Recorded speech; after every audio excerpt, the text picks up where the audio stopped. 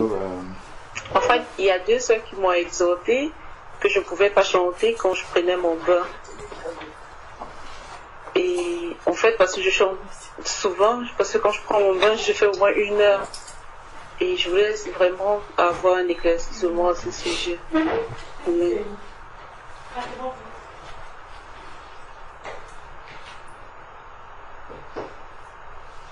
En fait, quand je dis chanter, louer le Seigneur.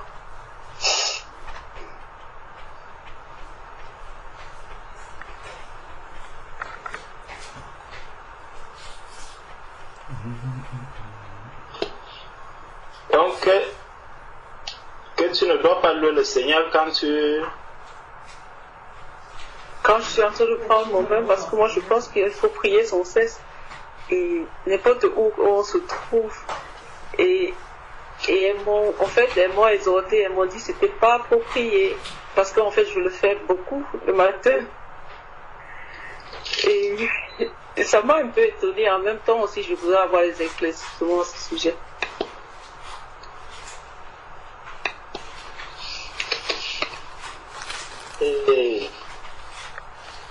Attends, je ne comprends pas le rapport entre louer le Seigneur.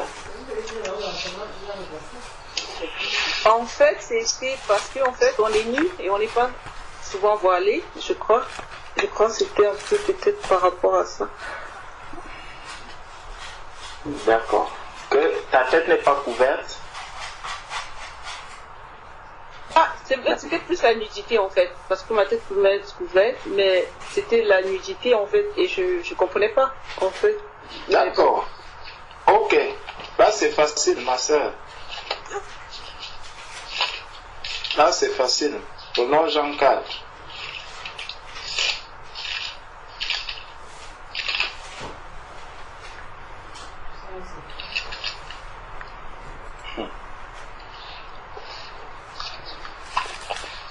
Jean 4, chapitre 24.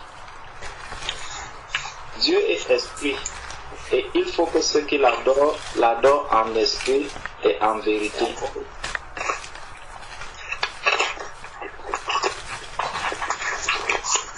Le Seigneur nous recommande, en tant que femme, de ne pas prier la tête non voilée. C'est écrit dans la Bible. Mais où est-ce que il est écrit dans la Bible que si je me lave ou si je suis nu, je ne peux pas adorer le Seigneur, je ne peux pas louer le Seigneur? Bon. Si je prends comment je peux m'expliquer cela?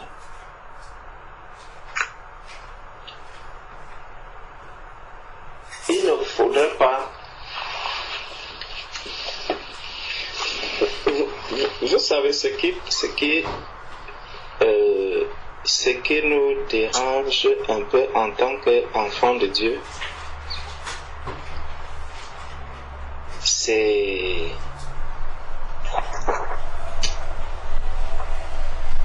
vraiment la foi. C'est que c'est comme si on ne connaissait pas Dieu, en fait. C'est comme si on ne connaissait pas le Dieu que nous sommes en train de servir, quand le Seigneur avait dit à la Samaritaine que vous adorez celui que vous ne connaissez pas. C'est comme si aujourd'hui on est enfant de Dieu, mais on ne connaît pas le Dieu que nous adorons. Dieu connaît un peu chacun de ses enfants. Dieu sait que ma fille, lorsqu'elle me loue, lorsqu'elle m'adore, ce n'est pas... En tout cas, elle le fait parce qu'elle m'aime. C'est la manifestation de l'amour, c'est l'expression de l'amour. Elle exprime l'amour qu'elle a vis-à-vis de son père. Donc, est-ce que je dois aimer mon père uniquement lorsque je suis habillé? Donc si je suis en train de me changer, il faut que j'arrête même d'adorer il faut que j'arrête même. Si maintenant tu es à la douche et que tu as envie, par exemple, de parler en langue, ta tête est couverte, tu as mis un truc sur la tête, tu es en train de prendre ta douche et puis tu sens le désir de prier pour quelqu'un, de parler en langue ou de faire ceci. Donc ça aussi, tu ne vas pas le faire. Ou tu vas quitter d'abord la douche, tu quittes la douche, tu sors, tu t'habilles d'abord, tu pries, tu finis de prier, tu retournes à la douche, prendre.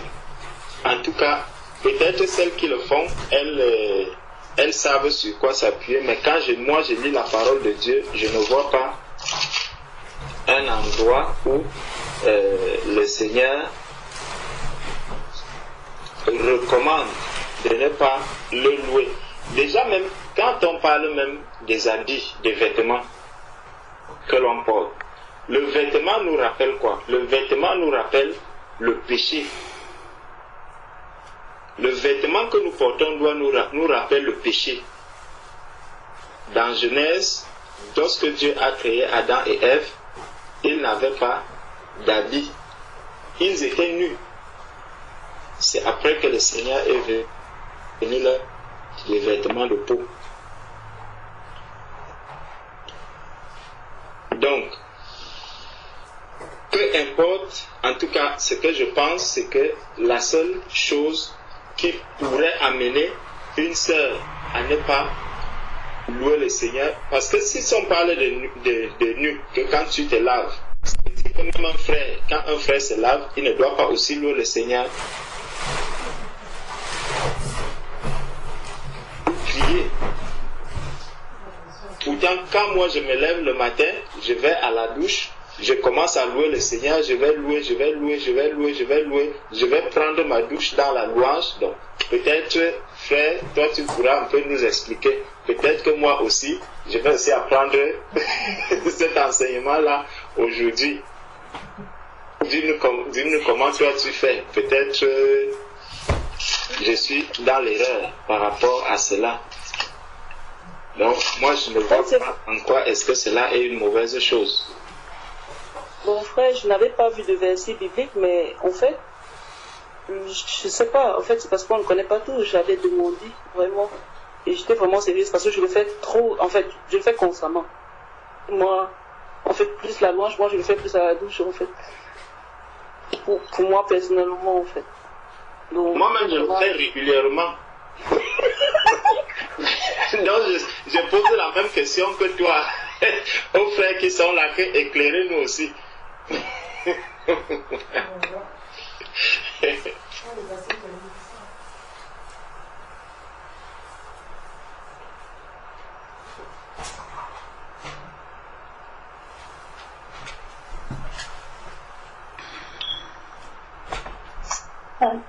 Bon.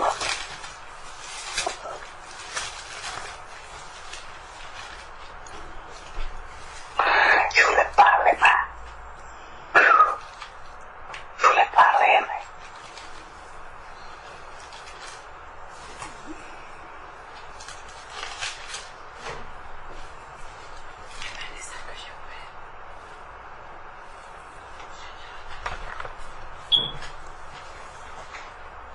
Je peux parler?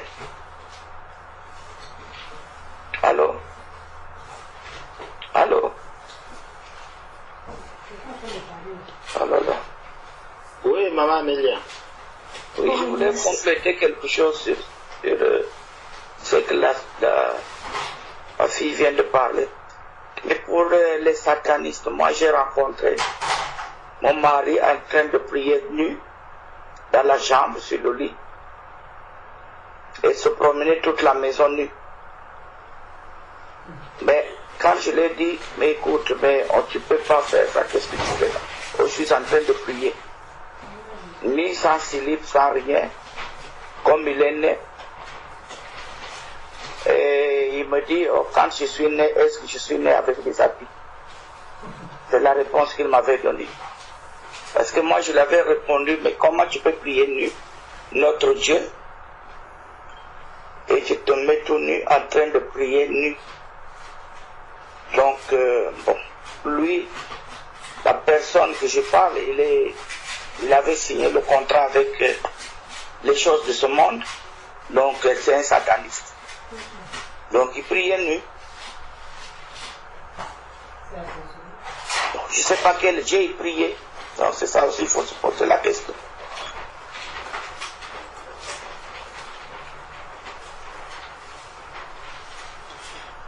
Je vais lire un passage dans la parole de Dieu et à la suite de ça, nous demander à chacun qui se posant cette question-là de pouvoir prier le Seigneur afin que le Seigneur nous éclaire personnellement pour ne pas en faire une loi, mais que chacun, selon la liberté qu'il a par rapport au Seigneur, puisse faire ce que le Seigneur va lui recommander. Donc, prenons Jean chapitre 21. Jean chapitre 21 à partir du verset 1.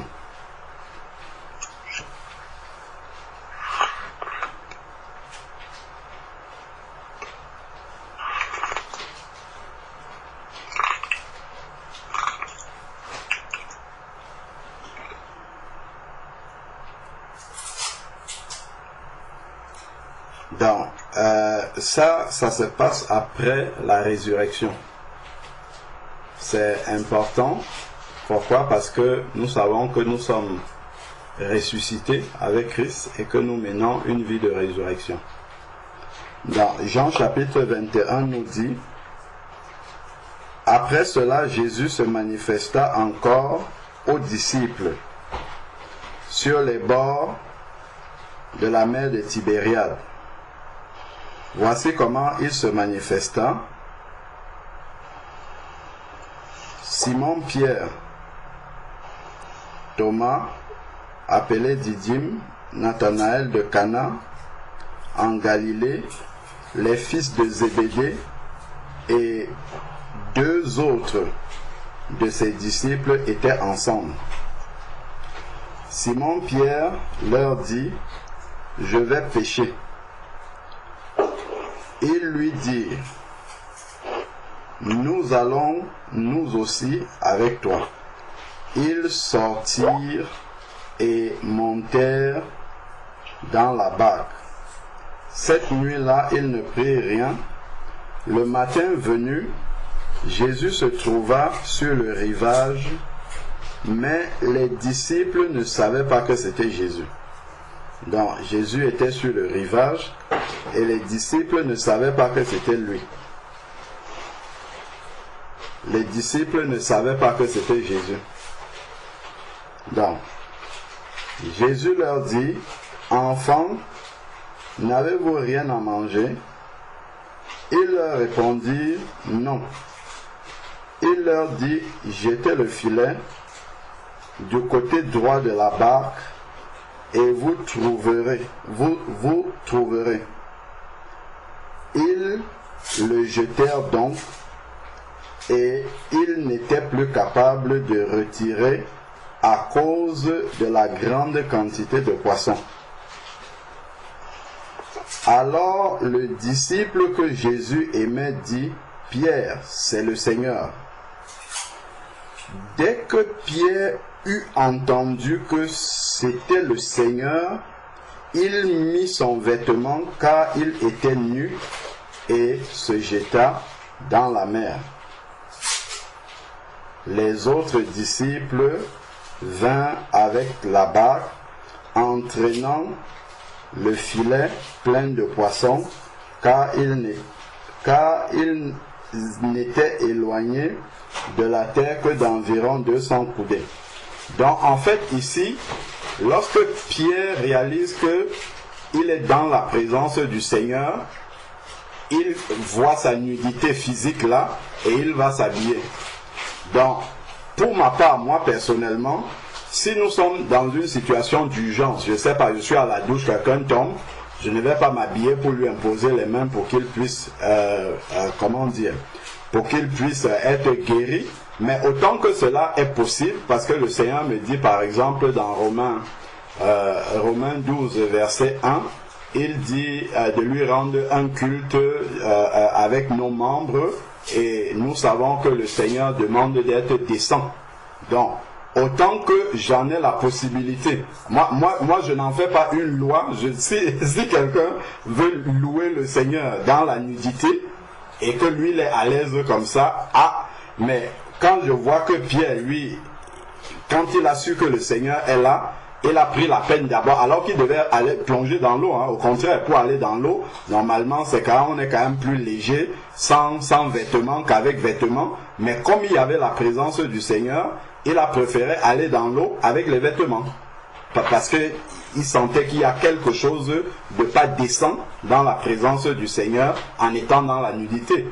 Pourtant, bon, là, on est déjà dans la résurrection. Donc, pour moi, personnellement, je le fais souvent, ça m'arrive de m'oublier et de louer le Seigneur comme ça, dans la nudité aussi. Mais si je m'en souviens autant que c'est possible, je préfère le faire quand je suis décent dans la présence du Seigneur. Voilà. Par rapport à ce que je vois Pierre faire là. Voilà. Donc pour moi, c'est ma compréhension des choses. Voilà. Après maintenant, je ne vais pas aller épier la liberté de quelqu'un. Je ne peux que lui conseiller de faire ça. Amen.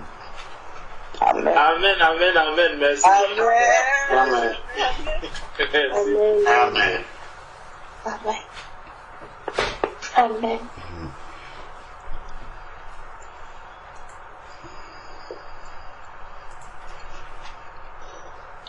Est-ce que je peux donner un témoignage par rapport à ça? Amen. Amen. Oui, vas-y, ma soeur. Amen. En fait, quand j'ai commencé à travailler, j'étais allée chez une personne âgée qui boitait parce qu'elle avait très mal à la hanche. Et ce fait que ce jour-là, je n'avais pas mon foulard sur la tête. Et l'esprit me dit, il faut prier pour cette dame. Et je m'arrête et je me rends compte que je n'ai pas mon foulard et je dis, mais Seigneur, je n'ai pas mon foulard. Je ne peux pas prier. Donc, du coup, je dis dans mon cœur, quand j'aurai mon foulard, Seigneur, je vais prier. Et je suis rentrée, mais je sentais qu'il y avait quelque chose qui n'était pas normal. Donc, je demandais pardon au Seigneur. Et par rapport à ça, j'ai eu un enseignement parce que le Seigneur me dit, mais quand tu te douches, tu n'as pas ton foulard. Et quand tu me pries, tu n'as pas ton foulard. Et supposons que quand tu es en train de te doucher et que tu n'as pas ton foulard et que tu tombes et que tu fais un malaise, tu vas me prier sans ton foulard. J'ai dit oui, Seigneur. Et j'ai dit vraiment, Seigneur, pardon. Demain, quand je verrai cette femme, je prierai pour elle. Même si j'ai mon foulard ou si je n'ai pas mon foulard. Et j'ai compris que nous devons, en tant que femmes, prier en ayant le foulard. Mais il y a des circonstances dans lesquelles ça peut arriver qu'on ne peut pas avoir de foulard en ce moment-là. Le Seigneur veut que nous dépassons par-dessus ces choses-là et lui faire des prières de foi. Et j'ai compris que, en fait, mon foulard, quand je suis dans l'intimité, je peux le faire quand j'ai la possibilité, je dois le faire. Mais je veux dire, quand je suis sous la douche et que je me fais un shampoing, je ne vais pas faire le shampoing avec le foulard. Donc, en ce moment-là, il peut m'arriver tout ce qui peut m'arriver. Et en ce moment-là, je dois prier. Je ne vais pas attendre de prendre mon foulard. Donc, je rejoins un peu ce que le frère Alain Patrick disait. Donc, soyez bénis. C'est un petit témoignage et un souvenir de l'enseignement que l'Esprit m'a donné. Et soyez bénis à tout le monde au nom de Jésus. Amen. Amen. Amen. Amen. Amen. Amen, Lord. Gloire à Dieu. S'il faut rajouter quelque chose par rapport à ce que nous venons de débattre sur la nudité, moi, je ne sais pas, selon moi, je pense que, comme maman Amélia vient de dire, son mari, elle faisait des rides tout nus dans la chambre. Je pense que la nudité, ceux qui le pratiquent beaucoup plus aujourd'hui, ce sont les satanistes. Ils sont en train d'appliquer ces rites. Donc je pense que pour nous, les enfants de Dieu, parce que l'apôtre Paul nous dit même que le monde, la nature plutôt, ne vous enseigne-t-elle pas? Donc si l'apôtre Paul nous renvoie à la nature, c'est pour comprendre aussi quelque chose. Je peux donner un exemple.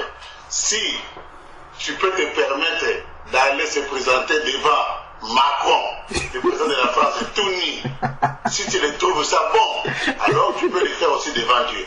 Si tu peux te présenter devant un président de la République, tout nu, le faire une demande, tu trouves ça et c'est bon, tu peux aussi le faire. Mais moi je pense que, comme le frère Patrick Alain vient de dire, regardez Pierre, quand il a remarqué la présence du Seigneur, il a compris que je ne peux pas être ni devant sa conscience lui-même. Il s'est plongé, j'étais dans l'eau, je pensais, n'est-ce pas, frère Patrick?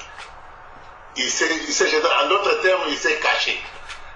Moi, je pense que pour louer le Seigneur dans la douche, dans le salle, quand tu es seul, bon, comme vous venez de dire que le Saint-Esprit nous aide. Parce que l'apôtre Paul nous dit ceci dans Actes des Apôtres. Tout ce qui n'est pas acte de conviction est péché. C'est ça le grand problème. Donc si tu es convaincu à toi-même que je suis en train de louer le Seigneur moi-même dans ma douche, tu es convaincu que ce que je fais est bien, ce n'est pas un péché pour toi. Mais si tu n'es pas convaincu, ne fais pas. Si tu n'es pas convaincu, tu le fais, c'est que tu as déjà commis un péché à la lumière de la parole. Je pense que peut-être c'est ce que je pouvais apporter comme je vois les choses. Amen. Amen. Amen. Amen. Amen. Amen. Amen. Gloire à Dieu. Merci, frère Thierry. Amen. Amen. Amen. Amen. Est-ce que je peux rajouter quelque chose, moi aussi, la sœur Nadia? Vas-y, ma soeur, vas-y. Amen. Amen. Moi aussi, quand je me lave ou que je me fais mon shampoing, dans mon cœur, je me dis, ah Seigneur, vu qu'à ce moment-là, je suis quand même accessible à l'ennemi, parce que ben voilà, il sait que je vais pas louer, je vais pas forcément pouvoir prier ou quoi que ce soit, parce que je suis tête nue. Moi, j'ai l'habitude, en tout cas, avant de me laver, avant d'être dans une position en fait de faiblesse, de remettre toute chose entre les mains du Seigneur. Donc, si jamais, comme disait je crois que c'est la sœur Déborah qui disait que si jamais elle avait un malaise, elle allait être obligée de prier, ce genre de choses. Bon, ben moi, j'aurais plutôt tendance à prier avant d'aller me laver, pour que déjà j'ai pas de malaise, pour que ce moment soit sous le contrôle du Seigneur. Et puis pareil, quand le Seigneur il lui dit de prier, il nous dit de prier alors qu'on n'a pas le voile, je me demande est-ce que c'est pas peut-être possible plutôt de prier dans son cœur et pas d'aller prier en face à face avec une personne et puis de lui imposer les mains, tout ça, je sais pas. Il demande de prier dans son cœur pour la personne alors qu'elle n'est pas voilée. Peut-être que il demandait de prier mais dans son cœur, qu'elle soulève une prière dans son cœur plutôt qu'en face à face. Voilà, moi c'était mon point de vue. Et bon, je vous encourage tous à chercher vraiment la face du Seigneur et qu'il nous réponde intimement pour qu'il nous convainque vraiment par son esprit. Voilà mes frères et sœurs. Amen. Amen. Amen. Amen. Amen. Amen. Merci beaucoup, sœur. C'est la sœur Aïcha. Je crois que ce que le frère Thierry a dit, je bénis le Seigneur parce que moi, déjà, pour prier comme pour une personne ou un malade ou quelque chose, je ne me permets pas de le faire sans le foulard sur la tête déjà, parce que je ne veux pas avoir cette conviction-là que je suis en train de glorifier le Seigneur. Mais n'empêche que louer le Seigneur, en fait, à chaque fois, je chante tout le temps dans ma tête. Que ça soit quelqu'un qui est près de moi, entend ou il n'entend pas, sur la douche, partout. Je me rends même pas compte, je suis tout le temps en train de chanter quelque chose dans mon cœur, dans ma tête. Je veux dire, si c'est sur la douche, je suis toujours en train de fredonner quelque chose, mais j'ai pas de foulard, je veux dire, tout le temps quand même sur la tête. Et donc je vais revenir sur ce que le frère a dit, Thierry a dit. Et si tu n'as pas cette conviction, gentil, dès que je me rends compte que tu es en train de chanter, tu n'as pas de foulard sur la tête, j'arrête. Mais souvent, je veux dire, tu te rends même pas compte, tu es en train de chanter, glorifier le Seigneur dans ta tête ou dans ton cœur sans le foulard. Vraiment, moi, je me dis que le Seigneur est souverain. Il est souverain de telle sorte que lui-même il dit que on le loue ou on le prie tout le temps, en fait, de toute notre force, de tout notre cœur, dans cette constante je dis louange que j'ai avec lui. Je me rends pas toujours compte que c'est Raïcha, t'es en train de te laver, t'as pas de foulard sur la tête. Dès que je prends conscience que oui, il y a quelque chose qui manque là. Oui, tu es en train de chanter, tu n'as pas de foulard. Oui, je m'arrête. Oui. Je dis, c'est comme tu te réveilles dessus, toi tu te dis, oui, je suis en train de chanter sans le foulard. Mais si je ne me rends pas compte, je me dis que le Seigneur ne me tient pas à rigueur de ça parce que je suis tout le temps en train de chanter. C'est ma façon de voir. Je me dis que le Seigneur est souverain. Il voit que là, je suis en train de chanter, je ne me rends même pas compte que je suis en train de chanter. Mais dès que je prends conscience de ce que je fais, par exemple, quelqu'un est malade ou ce qui peut se passer que je ne peux pas prier, et pour cette personne parce que je n'ai pas de foulard, je ne m'en veux pas pour ça parce que c'est par obéissance au fait. C'est pas que je ne veux pas prier, mais je sais ce qui signifie le foulard pour le Seigneur. Je ne veux pas prier.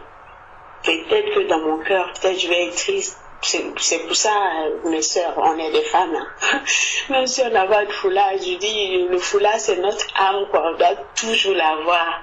Je vais dire, même si c'est pas sur la tête, peut-être, on a toujours quelque part quelque chose qu'on peut se couvrir la tête avec. Pas forcément c'est tel foulard je mets, même si c'est un pain, c'est un drap, tout ce que tu peux attraper, vraiment. Je dis dans la maison, il ne manque jamais quelque chose pour se couvrir la tête avec. Comme on parlait de la salle de bain, il y a la serviette, quoi. Si je fais un malaise et je prends ma serviette, je me couvre la tête, je veux dire, le Seigneur est souverain. Moi, peut-être, je ne sais pas si je me fais comprendre, mais moi, j'ai cette conviction-là que le Seigneur est souverain. Si je le loue dans mon cœur, ou je suis en train de le louer sans me rendre compte que, oui, tu loues le Seigneur, et il ne va pas me punir parce que tu as loué sans te fermer la tête. Mais dès que je prends conscience que je suis en train de faire quelque chose, dès que ça te fait tic dans la tête, qu'il y a quelque chose qui manque là, cherche à trouver ton foulard et à fermer la tête. Vraiment, soyons bénis et que le Seigneur nous éclaire comme la sœur l'a dit. Amen. Amen. Amen. Amen. Moi, ça m'est même déjà arrivé de prier avec un sachet plastique sur la tête parce que je n'avais rien d'autre autour de moi.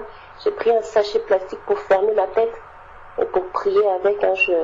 Peu importe ce qu'il y a de disponible, je vais le faire. Après, je sais pas, moi je me demande est-ce que pour la sœur Déborah, je trouve que c'était une manière du Seigneur de lui demander d'avoir toujours un foulard disponible autour du cou par exemple, et puis de pouvoir, comme on dit, le dégainer tout de suite dès qu'il y a un problème.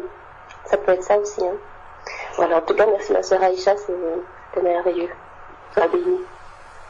Amen. Amen. Amen. Je voudrais dire quelque chose parce que généralement les dimanches c'est le jour que je prends beaucoup de temps pour louer le Seigneur. Et donc parfois je ne fais pas toujours exprès, mais je prends aussi plus de temps dans la salle de bain, parce que généralement je me lave dans la baignoire. Donc quand je suis dans la baignoire, j'ai le chapeau de bain. Je voudrais savoir si le chapeau de bain c'est une sorte de voile. Et je chante, je loue le Seigneur. Je peux faire louer le Seigneur pendant 2 heures sans me fatiguer. Et du coup, je me dis que c'est en ce moment-là que je prends plus de la joie à chanter, à louer le Seigneur, parce que le dimanche, pour moi, c'est un jour vraiment entièrement consacré à Christ, parce que oui, les autres jours de la semaine, on est partagé entre le boulot, entre beaucoup de choses, mais le dimanche, comme c'est un jour où on ne travaille pas, comme c'est un jour entièrement consacré au Seigneur, si on n'est pas en train de suivre un culte, de rendre un culte à Dieu, on est là pour le louer et le chanter. En fait, c'est ce que je veux célébrer son nom. Donc je vais souvent à la douche et je m'assois là, je prends tout mon temps. Et je le loue, et parfois je suis même inspirée sous la douche. Donc parfois, et je suis en maillot de bain parce que je veux pas que mes cheveux se mouillent. Je ne sais pas si je le fais uniquement parce que je ne voulais pas que mes cheveux se mouillent, ou bien je le fais justement instinctivement, donc je ne sais pas. J'ai toujours fait ça et je ne sais pas si j'étais en train ou bien c'était un péché de mettre le chapeau de bain et de louer le Seigneur comme je le fais souvent. Parce que sans vous mentir, j'ai toujours fait ça. Et depuis toujours, même quand j'étais du monde, le dimanche, j'ai toujours chanté sous la douche, toujours. Et je n'ai jamais arrêté, donc je ne sais pas si je me trompe, si je suis en train de faire un péché, que le Seigneur me pardonne, parce que moi j'ai toujours fait ça. Donc voilà, vraiment, soyez bénis. Amen. Amen. Je crois qu'il est important d'abord de revenir sur un principe fondamental, c'est que nous sommes les enfants de Dieu, et donc en tant qu'enfants, pour ceux parmi nous qui ont des enfants, je ne crois pas que en tant que parents qui aimons nos enfants, bien que nous les aimons de manière imparfaite, donc puisque le Seigneur, il dit dans Luc, si méchants comme vous êtes, vous savez donner de bonnes choses à vos enfants. Bon, même si on a reçu Christ dans le cœur, on n'est pas encore parfait dans l'amour. Et si déjà, lorsque nous avons nos enfants, nous ne sommes pas tout le temps en train de regarder tout ce que nos enfants sont en train de faire avec, un bâton à la main, cherchant la moindre faute que l'enfant va faire pour taper dessus directement, sachant que Dieu ne le fait pas aussi. C'est-à-dire que Dieu n'est pas derrière toutes ces ventes pour voir, dès que tu vas prier sans le foulard, tout de suite il va te chicoter. Ça là, c'est mal connaître Dieu. Donc, ça déjà c'est un principe, c'est déjà de savoir que, il y a un enseignement que le Seigneur donne par rapport à la tenue qu'il faut avoir pour la femme. Pour prier, il faut se couvrir la tête. Est-ce que tu as reçu l'enseignement? Oui, je l'ai reçu. Est-ce que tu es dans ton cœur, tu désires y obéir? Oui, j'obéis autant que je peux. Ça, c'est déjà le premier principe. À partir de ce moment-là, je ne suis pas dans une désobéissance volontaire, donc je n'ai pas rejeté la parole de Dieu pour faire autre chose. Ça déjà, le Seigneur, on peut déjà comprendre que le Seigneur n'est pas derrière nous avec la chicotte. Bon. Ça, c'est déjà la première chose. Donc, on laisse ça déjà de côté, que Dieu va me punir, c'est un péché, ainsi de suite. Maintenant, ce qui compte le plus, c'est que je suis un enfant de Dieu et j'aime mon Seigneur. Je l'aime et c'est par amour pour lui, je veux que le Seigneur soit réjoui de moi dans tout ce qu'il me voit faire. Dans la manière dont il me voit, me chercher à lui, à réjouir son cœur, que vraiment le Seigneur prenne plaisir à ça. C'est ça qui doit me pousser en fait à rechercher toujours la volonté de Dieu. Et non que, bon, est-ce que le Seigneur va me punir? Est-ce qu'il va... Non, c'est vraiment, est-ce que ça réjouit le cœur du Seigneur? Donc, maintenant, 1 Corinthiens chapitre 11 dit au verset 5. Toute femme, au contraire, qui prie ou qui prophétise, la tête non voilée, pour les frères aussi, hein. Moi aussi, ça m'arrive quand je suis sur la couette. Moi, j'aime dormir en mettant la couette au-dessus de ma tête.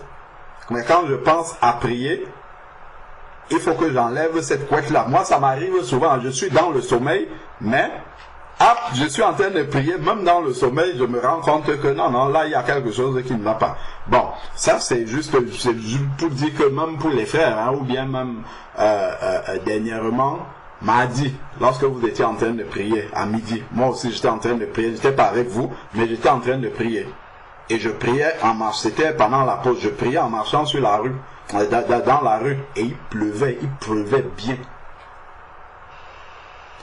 Et j'avais une capuche, je voulais bien mettre ma capuche, au moins pour pouvoir continuer. Donc j'avais le choix, mettre ma capuche et ne pas me mouiller, et donc ne pas prier, ou alors prier et puis me mouiller. J'ai choisi de prier parce que j'avais juste 1 heure de pause, il fallait que je prie, et j'ai choisi plutôt prier et me mouiller. Voilà, donc c'est un choix qu'on peut faire. Comme j'aurais pu dire, bon, Dieu va comprendre, sauf que Dieu ne comprend pas. Ça serait une désobéissance dans mon cœur. Bon, c'était juste pour dire que même les hommes, hein, bon, on rencontre aussi ces problèmes-là parfois. Il y a des circonstances. Je sais que pour les sœurs, c'est un peu plus. Bon, donc ici, au verset 5, il dit, toute femme au contraire qui prie ou qui prophétise, la tête non voilée déshonore son chef. C'est comme si elle était rasée. Bon, après, il explique. Lorsque le Seigneur écrit ce verset-ci, il ne dit pas à moins qu'elle soit sous la douche, à moins qu'elle soit en train de se défriser, à moins qu'elle soit en train de faire ceci, à moins qu'il n'y a pas des exceptions là-dedans. Et nous, en tant qu'enfants de Dieu, lorsque nous lisons un verset comme ça, la première attitude, enfin je crois, hein, la première attitude que nous devons avoir dans le cœur, c'est que Dieu est parfait et que Dieu ne peut pas se tromper.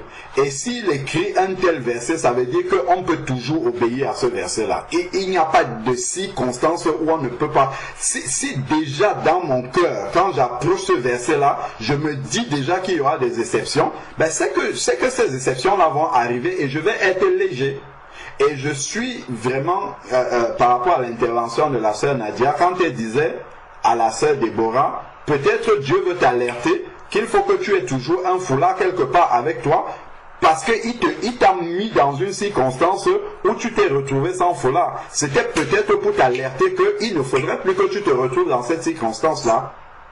Parce que tu peux être amené à prier de manière improvisée. C'est pas toujours que tu seras... Je me rappelle une sœur qui était ma collègue de service aussi, qui me disait que en fait chez elle, elle a beaucoup d'armoires partout dans la maison, et sur chaque armoire il y a un foulard qui est attaché là comme ça. Elle, c'est comme ça qu'elle procède. Donc, si elle se retrouve quelque part dans la maison et qu'elle tire seulement, tape, c'est déjà...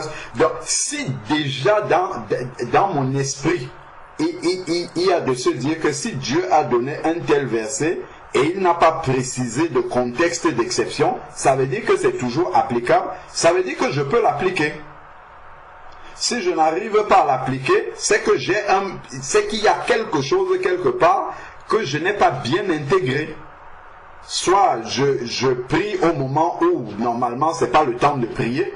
Par exemple, à mon travail, c'est vrai qu'on dit oui, prier tout le temps, c'est vrai. Mais au travail, soyons honnêtes, nous avons un employeur qui nous paye pour travailler. Il ne nous paye pas pour prier. Il nous paye pour travailler. Et je serai d'avis comme la sœur Nadia à prier avant d'aller au travail. Et si j'ai besoin de prier, alors à un autre moment, je vais aux toilettes, je prie, je prends une pause ou bien, je ne sais pas, en tout cas, je me débrouille pour pouvoir prier. Donc, je me dis déjà que, donc, en fait, si je n'arrive pas à obéir, c'est que ce n'est pas la parole de Dieu qui a un problème. C'est que ce n'est pas Dieu qui n'a pas pensé à mon cas particulier où je ne peux pas obéir, mais c'est moi qui n'ai pas bien compris la manière d'obéir dans telle ou telle circonstance. Non, moi, par rapport à la parole de Dieu, c'est comme ça. Donc, c'est plutôt vers moi que je dois me retourner pour examiner un peu la circonstance où j'ai pu me présenter devant le Seigneur. Par exemple, si je me mets à louer le Seigneur vraiment sans foulard, est-ce que réellement j'étais en train de louer en esprit et en vérité? Ou bien c'était juste que j'aime fredonner et que la mélodie la mélodie excite bien mes sens. Moi je sais que quand je suis sur la douche, quand ils me viennent de chanter, c'est plus la mélodie que j'aime. C'est ça, c'est pas vraiment une adoration spirituelle. Je sais que quand je veux monter dans une adoration spirituelle, peu importe ce que je suis en train de faire, là mon esprit est réveillé. Et là il n'y a pas quelque chose que je vais faire de travers. Parce que mon esprit est réveillé et je suis spirituellement conscient de ce que je suis en train de faire. C'est pas quelque chose d'inconscient. Donc, pour une sœur également, je crois vraiment que si on s'approche de ces versets-là, en se disant que si Dieu a mis ça comme ça dans sa parole, et que il n'a pas mis d'exception, c'est que normalement je peux pouvoir obéir tout le temps. Juste déjà d'avoir ça conscient. Si j'ai déjà ça dans mon esprit, je suis sûr que ça va arriver pratiquement. Dans la pratique, j'arriverai à le mettre. Mais si déjà dans mon esprit, j'ai déjà intégré qu'il y aura des exceptions, et là, je vais commencer à dire, ah, si tu es sur, je ne sais pas moi, sur un lit d'hôpital, si tu es en salle d'opération, je vais commencer, moi-même, le diable va commencer à me mettre plein d'exemples d'exceptions où je crois que je ne peux pas me couvrir la tête. Et là, je vais me dire, oui, effectivement, il y a des moments où je ne peux pas me couvrir la tête. Et je vais accepter ça. Et puis, quand ça va arriver, je vais dire, ah, ben c'est comme ça. Dieu... En fait, ce que je ne dis pas, en réalité, c'est que Dieu n'a pas prévu ce cas-là. Dieu n'a pas pensé que, dans ce cas-ci, je ne peux pas obéir. C'est ça que je confesse. Quand je me présente devant le Seigneur sans couvrir la tête, c'est ce que je confesse devant ce verset-ci. Ce que je suis en train de confesser au Seigneur, c'est que, Seigneur, ce cas-ci dans lequel je me trouve, tu ne l'as pas prévu dans ta parole. Au lieu de moi me remettre en question et de me dire, ah, qu'est-ce que j'aurais pu faire comment est-ce que j'aurais pu me préparer pour ne pas me retrouver dans cette circonstance-là? Ça, c'est la vraie question que je dois me poser. Si je rejette, pas que Dieu va me punir parce que je l'ai fait, non. Mais si je veux vraiment réjouir le cœur de mon maître, c'est vraiment de me poser la question, comment est-ce que j'aurais pu m'organiser pour ne pas me retrouver dans ces circonstances? Comment est-ce que Dieu, comment est-ce que le Seigneur aurait pu, si j'avais bien écouté le Saint-Esprit, comment est-ce que j'aurais pu m'organiser afin de pouvoir être dans l'obéissance au Seigneur, même dans cette circonstance qui arrive de manière improvisée. Moi je dis par rapport, là on parle pas de prier sous la douche, là on parle des versets clairs, comme celui-ci où c'est écrit que toute femme qui prophétise couvre la tête. Là c'est un commandement, c'est un verset qui est clair auquel on doit obéir. Là ce n'est pas une conviction de l'esprit, là c'est un commandement auquel il faut obéir. Donc, je crois que si déjà on aborde le verset de cette manière-là, en disant s'il a mis ça là, ça veut dire qu'on peut obéir. Le Seigneur déjà va nous aider et puis nous éclairer sur ce qu'on peut faire mieux pour pouvoir obéir. Moi, c'est comme ça que je comprends. Après... Amen. Amen. Frère, s'il te plaît, j'avais une question par rapport à ce que tu as dit, si je peux me permettre. On n'entend pas bien ça, Francine. Oui, je disais donc que j'avais une question par rapport à ce que le frère vient d'élaborer. Gloire au Seigneur. Avant la question, parce que la question peut nous amener dans une autre direction, est-ce qu'il y a quelqu'un qui veut rajouter d'abord quelque chose sur ce qu'on vient de dire là, avant de passer à la question? Parce que la question peut nous amener sur un autre terrain. C'est juste pour qu'on ne perde pas le fil de ce qu'on est en train de partager. Même si la question est toujours sur le sujet, hein. Oui, frère, c'est toujours sur le sujet, en fait, que je veux poser la question. Moi, ce que je peux vous dire, c'est d'avoir beaucoup de foulards, dès dans le sac, dès à la douche, dès partout. Amen, amen. Moi, c'est ce que je veux dire. Amen. Gloire à Dieu. Il y en a ici. Amen, vraiment. Ou vraiment de ne pas avoir honte. C'est quelque chose, c'est ça, d'avoir honte de, je sais pas moi. Comme je disais tout à l'heure, d'attraper même un sachet plastique. Je trouve que c'est mieux d'avoir honte aux yeux des hommes, des êtres humains, en prenant quelque chose de ridicule pour se couvrir la tête, plutôt que de désobéir à notre Dieu. Moi, je préfère, je sais pas, j'attraperai, je sais pas, l'habit d'un enfant, que je mettrai sur ma tête, un sac plastique. Je prendrai tout ce que je peux, mais je préfère couvrir ma tête et prier. Mon Dieu, dans l'obéissance, vraiment, c'est quelque chose de vraiment très capital. C'est ça, et c'est ça vraiment que j'essayais de dire à notre sœur Déborah, que soit c'est parce qu'il faut qu'elle ait quelque chose de toujours disponible, un foulard, un voile toujours disponible à sa portée, ou sinon de dépasser la honte et de prendre le premier élément qui tombe sous sa main et d'obéir à notre Dieu. Voilà. Amen, amen. Amen. Amen, sois béni, pasteur. Je crois que, en fait, c'est ça. C'est ça. Et ce que la sœur Déborah, elle a vécu, moi, ça m'est déjà arrivé, mais un peu longtemps. Mais ça m'a permis de, vraiment d'être vigilante sur, déjà, j'en ai toujours sur la tête. En bas de mon coussin, il y en a un au salon. Bon, la sœur Hélène, elle peut témoigner chez moi, quand tu viens dans tous les pièces, il y a un foulard. C'est notre âme, quoi. Dans le sac, il y en a. Si j'ai 2 sacs à main, il y en a un dans celui-là, un dans celui-là. Et la sœur Myriel nous a bénis avec des petits, avec des chapeaux vraiment qui font foulard. Et les enfants, ils peuvent en mettre, tout le monde. Au fait, t'as toujours quelque chose à la main.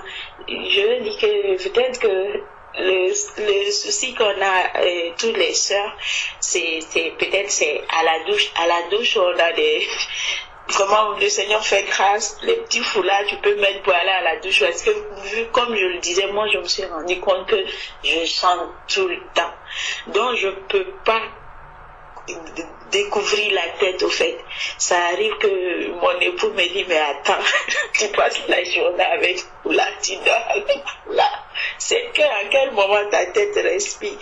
Oui, c'est drôle, mais au fait, tu peux rien faire sans ça. C'est comme t'es nu, et c'est ce que je voulais dire. Quand tu es habitué, c'est fini, au fait. Mais les débuts, ceux qui n'ont pas l'habitude de mettre des foulards, peut-être que ça peut être un peu compliqué. Mais ma soeur Nadia, je bénis le Seigneur pour ta vie, ma soeur, c'est ça. Tout ce que tu trouves, le Seigneur a dit de se couvrir la tête. Donc, ma soeur, que ça soit un drap, je sais pas. Mais si tu es vraiment conscient que je dois prier pour quelqu'un, déjà, tu dois avoir ton foulard sur la tête. Si tu l'as pas, tout ce que tu trouves, tu te couvres la tête. L'essentiel, c'est d'obéir. Comme le frère a dit, si le Seigneur parle de ça, c'est parce qu'il sait qu'on peut. C'est vrai que pour la douche, c'est une autre histoire, mais merci frère. On va s'améliorer. Mais n'empêche que, au fait, nous-mêmes, ça nous fait plaisir d'obéir, parce qu'au moins, on sait qu'il y a un côté où le Seigneur a mis à part pour nous et que on voit qu'on réussit. Si ce côté-là, donc bénis le Seigneur pour ça. Amen. Amen. Amen. Je vais apporter. Je ne savais pas que la douche posait un problème, hein, puisque les femmes normalement ont des chapeaux de bain, non? Je pensais que c'était... Moi, j'ai souvent vu, même quand j'étais petit, je voyais ma mère quand elle entrait dans la salle de bain avec un chapeau déjà. Et oui, on a des chapeaux. Peut-être qu'on se disait, dans la tête, on se disait que c'était pas un foulard. Non. Le Seigneur pour la sœur Daniel. Oui, moi, je pense à couvrir la tête avec tout, mais là, quand elle parle au sac plastique, waouh, ma sœur, merci. Tu vois, ça veut dire que même le chapeau qu'on peut négliger et tout compte au fait, c'est l'obéissance, comme le frère a dit. Vraiment, oui. Merci. J'en ai encore appris d'autres. Je bénis le Seigneur. Amen. On peut appuyer ça avec le verset 10 de 1 Corinthiens 11. Hein. Il le dit, 1 Corinthiens 11, 10. C'est pourquoi la femme, à cause des anges, doit avoir sur la tête une marque de l'autorité dont elle dépend. Donc c'est vraiment une marque de l'autorité. Et ce que, enfin, on va pas revenir sur l'enseignement du voile, mais ce que le Seigneur nous enseigne par la couverture, enfin, le fait de couvrir les cheveux, c'est pas le foulard en fait qu'il faut bien comprendre, c'est que la chevelure a été donnée comme une gloire pour la femme, et il faut que dans la présence de Dieu, qu'on ne voit pas cette gloire humaine-là, afin qu'on voit juste la gloire de Dieu. Donc tout ce qui peut aider à couvrir la gloire humaine que Dieu a donnée à une femme, qui est sa chevelure, on l'utilise. Et dès que c'est fait, le problème il est réglé. La gloire de la femme n'est plus visible. Et seule la gloire de Dieu est visible lorsqu'elle est en train de le prier. C'est ça le principe en fait. D'après maintenant, lui, le foulard, ça fait beau, le chapeau, ça fait beau, ainsi de suite. Mais c'est que la chevelure longue là qui lui a été donnée comme gloire, qu'elle puisse être couverte. Que ça soit le chapeau de bain, que ça soit autre chose, mais il faut juste que cette chevelure soit couverte. C'est ça l'enseignement derrière. Amen. Amen. Amen. Amen. Je vais pouvoir parler. Oui, je vais amener mon témoignage par rapport au foulard. Effectivement, je fais comme la plupart des sœurs avant d'aller, déjà avant toute activité, voilà, je mets l'activité entre les mains de Dieu, particulièrement aussi quand je vais me coiffer ou me laver les cheveux. Je lui dis voilà, je vais commencer ce soin, je le remets entre tes mains et je prie avant. Et souvent il arrive du coup, parce que c'est le moment, c'est souvent le seul moment où je peux laisser mes cheveux respirer, parce que même quand je dors, j'ai un foulard sur la tête. Et généralement, il m'est arrivé, du moins, je me suis posé des questions comme la sœur, du coup, Déborah, s'il m'arrivait quelque chose sous la douche, est-ce que et que j'avais pas possibilité d'aller chercher le foulard, voilà, une rupture ou quoi que ce soit, comment je ferais, est-ce que l'Éternel ne m'écouterait pas si je prie à ce moment-là. Et puis j'ai eu dans le contexte du travail, quand j'ai repris le travail en décembre de l'année dernière, du coup je m'étais reconvertie à Dieu, et donc du coup je mettais le foulard sur ma tête tout le temps. Je travaille dans un secteur où je suis amenée à voir des gens je conseille des personnes, et je faisais, avant de voir chaque personne, j'avais besoin de prier, même si c'était juste une petite prière acquise dans mon cœur, mais voilà, ça me tenait à cœur, effectivement, avec la Bible qui dit il faut prier sans cesse. Et j'ai connu des difficultés à mon travail suite à cela, mes collègues, du coup, je pense, je ne me comportais plus vraiment comme la personne qu'ils avaient connue, et cela a créé, avec plein d'autres choses, je pense, rajouter, du moins, avec l'œuvre de l'ennemi, j'ai envie de dire, parce que c'est pas contre eux, je ne leur en veux pas du tout, et du coup, j'ai eu beaucoup de difficultés à mon travail, essentiellement parce que pas essentiellement, mais parce que je mettais le foulard et que dans la charte de la laïcité et de la neutralité, il était interdit d'avoir un signe ostensible, voilà, qui montrait qu'on relevait d'une croyance spirituelle ou autre. Et donc aujourd'hui c'était le jour où on devait l'administration devait se prononcer pour j'avais appelé le frère pour en discuter parce que j'ai eu une mesure disciplinaire et du coup je m'interrogeais un petit peu sur est-ce que j'avais bien fait ou je n'avais pas bien fait et le frère m'avait dit qu'il faut agir avec sagesse, peut-être remettre l'action, mes activités avant d'aller au travail, voilà, les remettre à Dieu ou agir avec sagesse en mettant au couvre-chef. Et en fait, aujourd'hui, pendant la mesure disciplinaire, ils ont ressorti la jurisprudence. Il y a eu des personnes qui ont été révoquées carrément parce que même les couvre-chefs, voilà, c'est la neutralité, c'est la laïcité, donc on ne doit pas mettre même des couvre-chefs. Et pendant ce qui s'est tenu aujourd'hui, je priais dans mon cœur. Du coup, j'avais pas de foulard. Parce que du coup, suite à cela, j'ai vraiment commencé, déjà quand je le mettais tout le temps, malgré que la hiérarchie m'avait interpellée, j'avais présenté cette histoire à Dieu. Et la conviction, c'était je devais mettre le foulard. C'était vraiment ma conviction à ce moment-là. Parce qu'à un moment, j'avais arrêté pendant une semaine de le mettre. Et je me sentais abandonnée, j'avais plus aucune communion avec l'Éternel et du coup j'étais obligée de partir du CMS et de me couper de mon équipe pour aller prier. Et donc voilà, je devais le mettre tout le temps.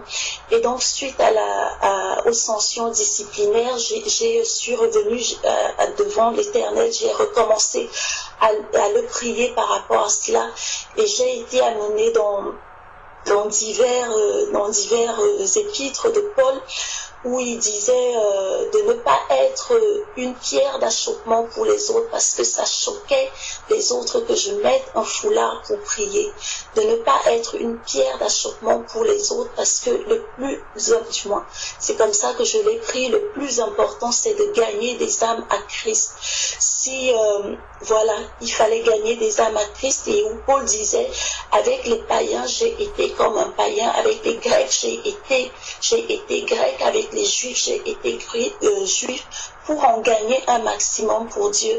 Et en fait, en sautant les gens, en mettant mon foulard sans arrêt pour prier, j'avais quelque part fermé la porte parce que du coup, je ne pouvais plus être un exemple pour eux.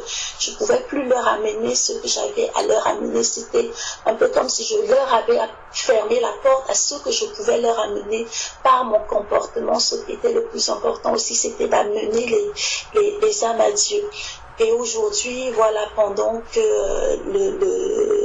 l'administration était réunie, je priais dans mon cœur. Et c'est ce que j'ai pris l'habitude maintenant de faire quand je sors, parce que je sais que ça choque les gens. Même si, voilà, quand je sors, je suis toujours en prière, je prie dans mon cœur.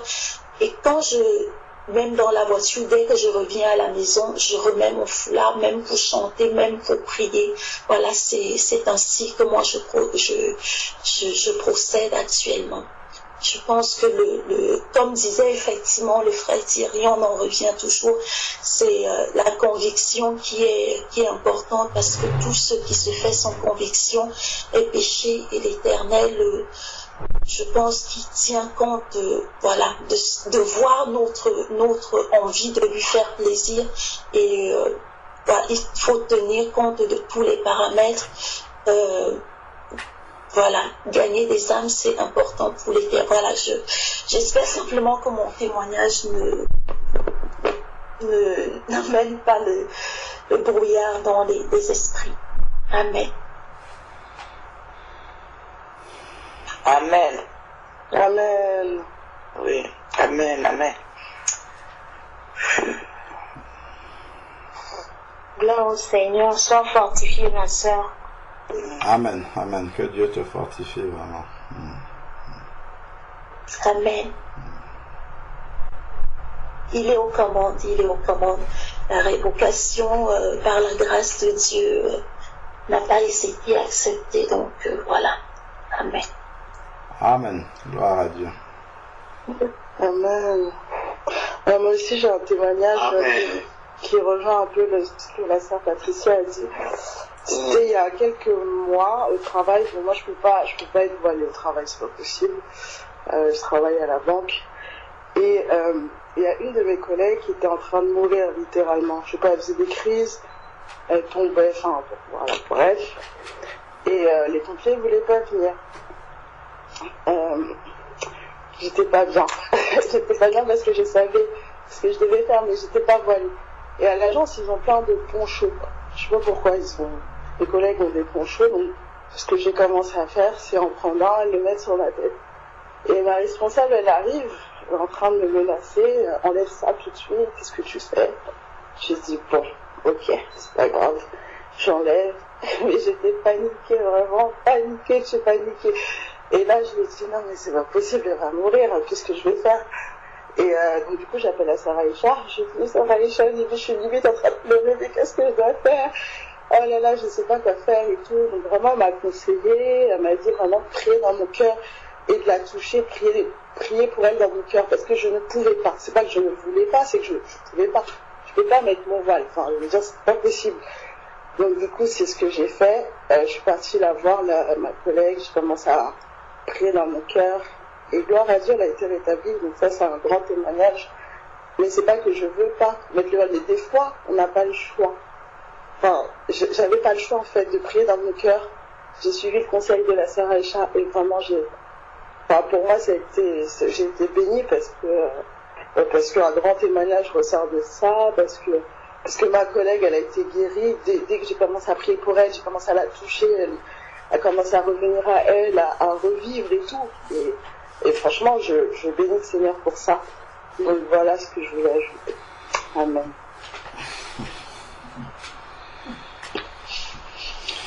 Amen. J'ai un problème.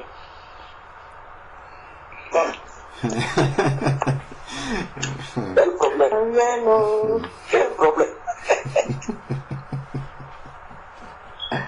Avec tout ce que j'entends là, j'ai un problème.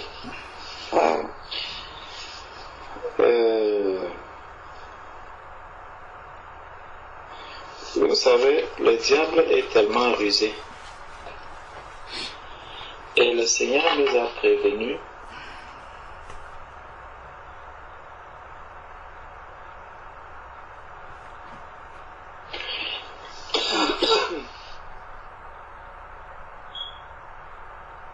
Le frère parlait tout à l'heure des temps de la fin. Nous sommes dans les temps de la fin.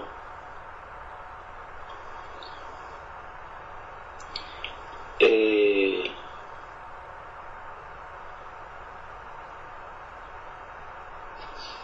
vous savez que la fin des choses ne va pas...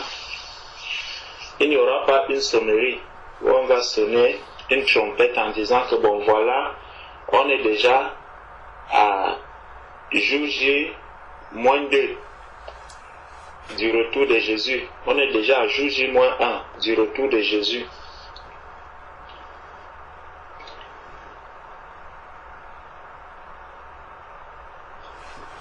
La parole de Dieu nous dit quelque chose dans 1 Corinthiens 14, verset 32.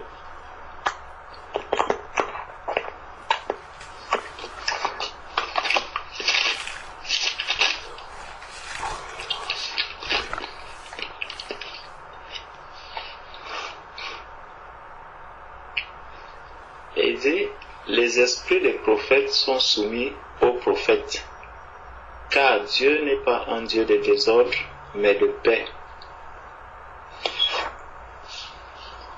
Les l'esprit du prophète est soumis au prophète. Moi, de ma compréhension de la parole de Dieu,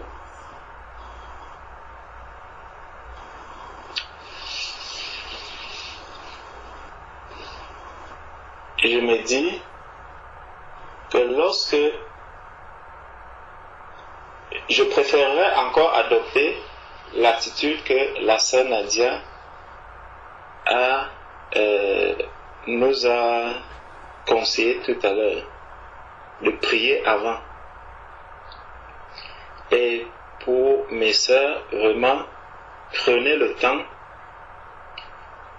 pas seulement vous, prenons le temps de beaucoup prier avant d'aller au travail. Remettons vraiment notre journée entre les mains du Seigneur, de sorte que je puisse être lucide face à toute situation qui va arriver. Je vois un collègue qui est là. Si je suis une femme, bon, ce n'est pas le cas d'un frère. Un collègue qui est là, qui tombe. J'ai prié à la maison parce que quand Dieu voit que je veux obéir à sa parole, quand Dieu voit que j'ai le désir vraiment de lui plaire dans tout ce, Dieu va se glorifier et il va se manifester.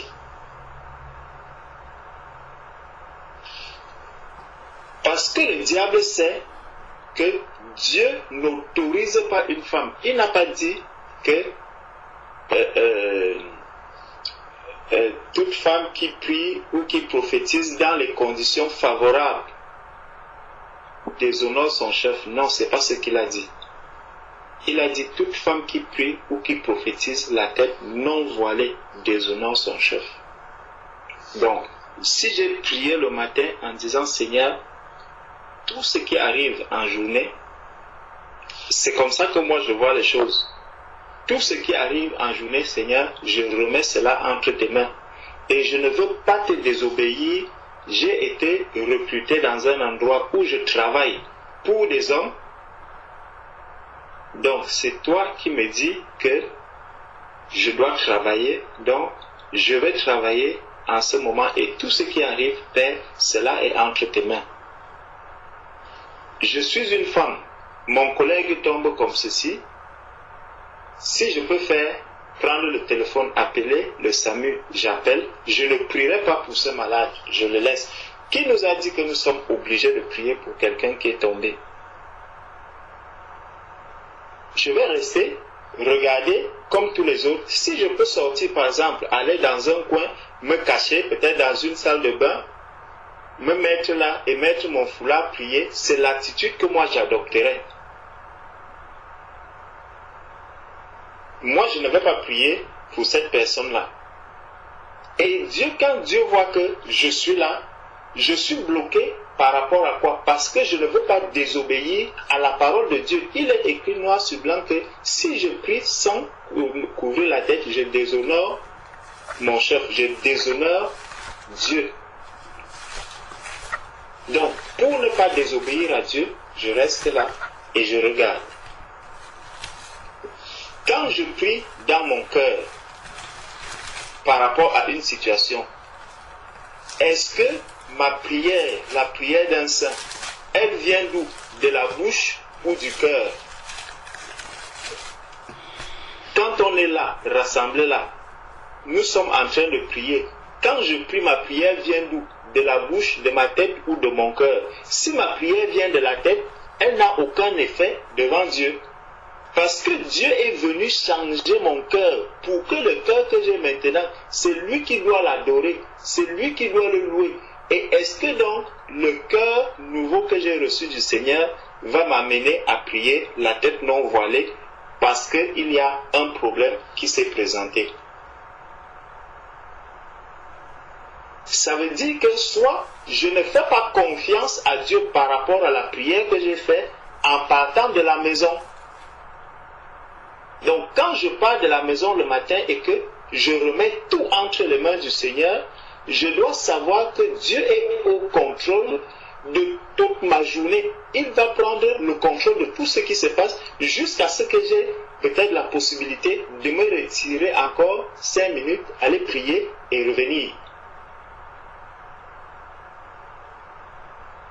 Donc, ça encore, c'est un problème de foi, c'est un problème de confiance que je fais au Seigneur. En me disant vraiment, Seigneur, tu as écouté ma prière de ce matin et je sais que ce qui est en train de se passer là, Seigneur, je ne peux pas te désobéir parce que je sais que je t'ai prié pour mes collègues. Donc, tu es au contrôle de la vie de chacun de mes collègues. Même celui qui est tombé là, tu es au contrôle de sa vie. Je regarde faire, j'attends le Seigneur, voir comment est-ce que le Seigneur va agir. Maintenant, si je me sens vraiment poussé, je me retire, je vais prendre mon foulard, je le mets sur la tête et je me mets à prier. Parce que quand on va commencer à dire, non, je priais dans mon cœur, je priais dans mon cœur, c'est toujours pas le cœur que nous prions. La prière qui monte vers le Seigneur, c'est une prière qui vient d'un cœur qui est sincère. Ce n'est pas une prière qui vient d'une tête qui est bien pleine ou d'une tête qui est sage. Non. Donc, il ne faut pas que le malin nous trompe par rapport à cela. Parce que ça a commencé, la sœur Déborah a dit, je vois toutes les sœurs qui sont déjà en train de vouloir suivre. Non, mes sœurs, refusez cela. Priez le matin avant d'aller au travail avec votre foulard. En journée, mettez tout ce qui se passe en journée entre les mains du Seigneur. Le Seigneur n'est pas limité dans le temps. Il ne va pas te dire que bon, la prière que tu as faite, je vais l'exaucer jusqu'à 11 heures. Après 11 heures, le taux d'exaucement est fini. Non. Si tu vois que c'est à 13 heures que tu vas prendre ta pause, fais ta prière. Le Seigneur, la prière que tu as fait le matin, elle va prendre effet, elle va agir toute ta journée. Ma soeur, fais confiance à Dieu. C'est seulement ça encore, c'est un problème de foi. L'esprit du prophète est soumis au prophète. Donc, en marchant, en avançant, reste lucide. Et ça doit travailler quoi? Ça doit travailler le fruit de l'esprit. C'est que je ne veux pas me laisser embobiner par le sentiment. Je vois mon collègue qui est en train de souffrir là, la chair me dit que non, là il faut prier, fais quelque chose. Je me mets à prier dans le cœur, non. Je dis Seigneur, tu es au contrôle de toutes choses. Et je reste là, je regarde. Je vois comment Dieu va se manifester et comment Dieu va agir. Je suis au milieu de mes collègues. Puisque là où on m'a recruté, là où je travaille, on m'empêche de mettre le foulard. Je ne mets pas le foulard pour obéir aussi à ces autorités qui sont là.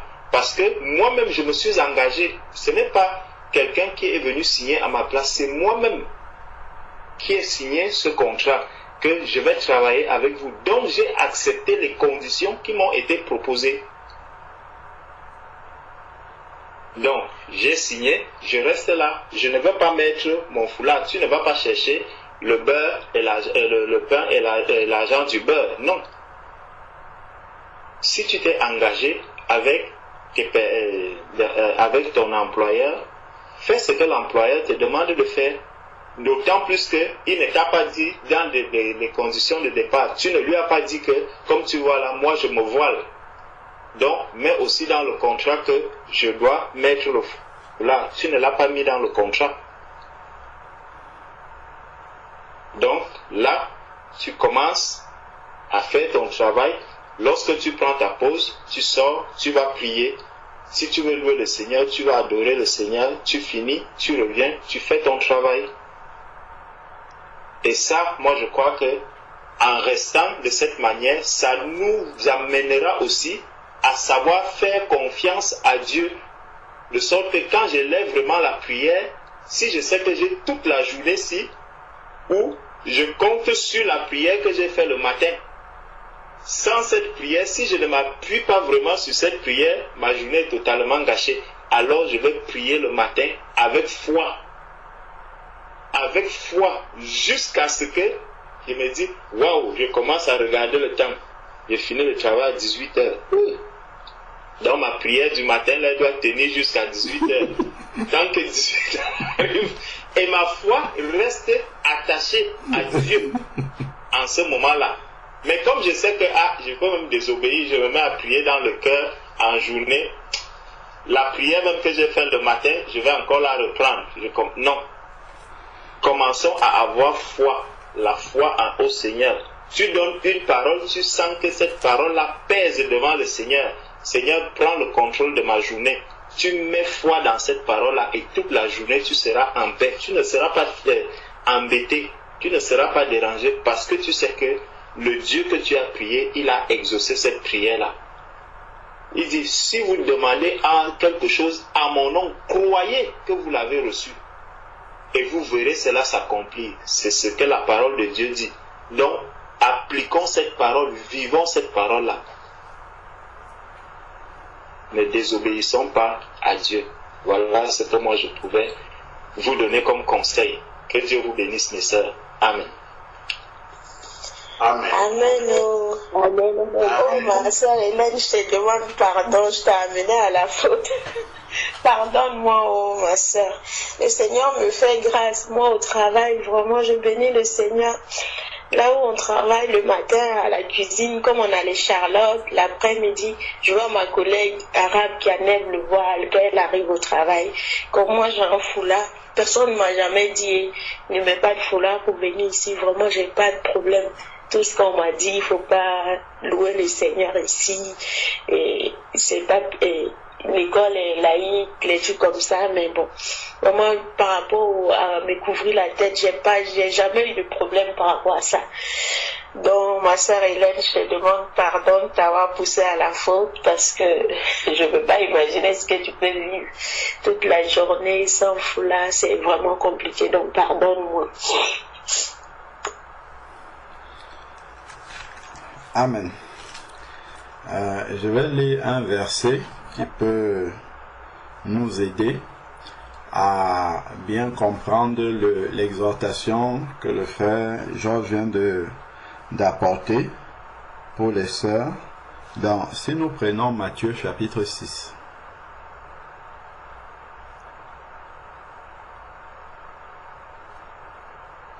Matthieu chapitre 6.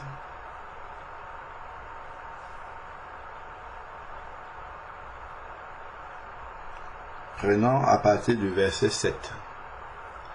Matthieu chapitre 6, à partir du verset 7. En priant, ne multipliez pas de vaines paroles, comme les païens qui s'imaginent qu'à force de paroles, ils seront exaucés. Donc, l'exaucement, ce n'est pas à la quantité de paroles, même si le Seigneur a dit prier sans cesse. Ce n'est pas à la quantité de paroles que nous aurons élevé vers lui que nous serons exaucés, mais à la foi que nous attachons au peu de paroles que nous disons au Seigneur. Donc, en partant le matin, tel que le frère était en train de dire, si j'ai prié pour mes collègues, si j'ai prié pour la santé de mes collègues, si j'ai prié pour toute situation dangereuse qui peut arriver au travail, ainsi de suite, tout ça là, c'est dans ces paroles-là que j'ai déjà prononcé, les peu de paroles. Regardons maintenant le verset qui suit. Il dit, ne leur ressemblez pas, car votre Père sait de quoi vous avez besoin. Avant que vous lui demandiez. Donc si tu regardes un collègue qui est en train de souffrir et que dans ton cœur tu es rempli d'amour déjà pour lui, Dieu sait ce que tu veux pour lui. Il sait que tu veux qu'il soit rétabli. Ce n'est pas parce que tu vas commencer à parler devant Dieu que Dieu va faire quelque chose. Si tu as prié déjà le matin en partant, tu as prié pour tes collègues, quand tu regardes Dieu, Dieu voit la compassion qu'il y a dans ton cœur. Cette compassion-là est déjà, elle monte déjà vers le Seigneur. Donc, si tu n'es pas dans la capacité, l'environnement, parce qu'effectivement, tu es lié par le contrat aussi, hein, le frère le disait. Il ne faut pas qu'on oublie ça, que ton oui soit oui. En signant un contrat, c'est oui, c'est devant les hommes, mais c'est devant Dieu aussi. Donc, nous avons signé un contrat dans lequel il y a la laïcité et tout ça. Bon, souvent, quand nous trouvons le travail, nous disons que c'est Dieu qui nous a donné le travail. Si Dieu nous a donné le travail, c'est qu'il y a cette part-là aussi dedans. Donc, il nous a donné ce travail-là en sachant que, bon, là-bas, on ne veut pas que je couvre la tête. Donc, il n'y aura pas de prière là-bas. Et donc, je vais prier le matin, à ma pause ou entre deux si je peux. Mais je serai obligé de respecter le règlement qu'il y a là-bas. Parce que j'ai signé un contrat avec les hommes et c'est comme ça. Ce n'est pas là-bas que je vais aller dire il vaut mieux obéir à Dieu qu'aux hommes. J'ai signé un contrat. Donc, et ce contrat-là, ou bien, effectivement, on fait comme le frère Georges dit, lorsque je viens négocier mon contrat, je prie déjà avant de dire au Seigneur, bon, je vais aller là-bas pour signer un contrat, je vais leur dire que, ou bien je me voile, ou bien je ne travaille pas pour vous. Au moins je suis clair. J'arrive là-bas, le jour où je vais amener le voile, personne n'est surpris. Ils savent que moi, dans mon contrat, c'est comme ça. Donc, ici, le Seigneur, il sait bien que nous avons, voilà, que si nous attachons la foi à ces paroles que nous lui avons adressées, il sait dans notre cœur ce que nous désirons, juste dans une circonstance que nous allons traverser, là dans la journée, devant la circonstance, le Seigneur sait bien ce que nous désirons par rapport à cela. Donc, moi j'ai une question, ou en tout cas une interrogation. Et ma question ou mon interrogation, en fonction de la croissance que nous avons dans la foi, parce que justement, le frère parlait de la foi tout à l'heure. Est-ce que nous devons toujours prier pour les malades? Si un collègue est malade, est-ce qu'on est obligé de prier pour qu'il soit guéri? C'est une question pourquoi. Regardons un peu Marc 16, verset 17. Je suis en train de me poser cette question-là. Commençons au verset 16. Celui qui croira et qui sera baptisé sera sauvé. Il parle de la foi, mais celui qui ne croira pas sera condamné. Donc, il parle de la foi. Et ensuite, maintenant, il dit, voici les signes qui accompagneront ceux qui auront cru, donc ceux qui auront la foi. C'est une question de foi, pas de parole qu'on prononce. Ensuite, maintenant, il dit, en mon nom. Donc, en tant que disciple, quand tu es au travail, qu'on t'ait signé le contrat en tant que Patricia avec ton nom de famille, tu restes un disciple du Seigneur et le Seigneur te reconnaît comme son disciple là-bas. Même si tes collègues ne savent pas que, en plus d'être employé là-bas, tu es une ambassadrice du Seigneur, tu l'es quand même. Donc, ta présence là-bas, c'est la présence du royaume de Dieu. Donc, il dit, donc, en mon nom, tu es aussi là-bas au nom du Seigneur. Sous couvert que c'est lui qui t'a donné ce travail-là.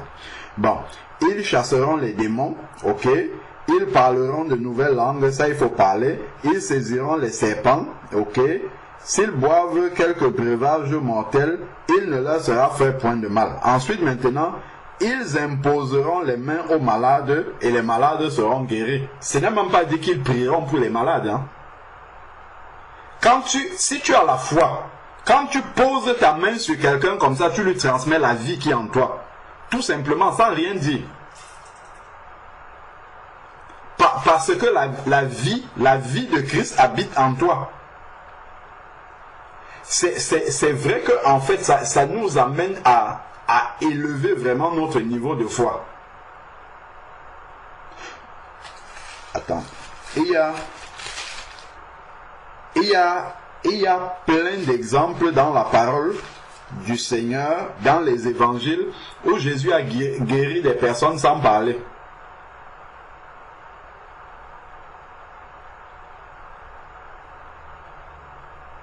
Jésus vient et tout touche juste la main de quelqu'un qui est malade comme ça, et la personne est guérie. Il vient, il voit un aveugle, il pose ses mains comme ça, et la personne est guérie. Parce que la vie est en lui, ça coule. Et c'est juste une question de foi.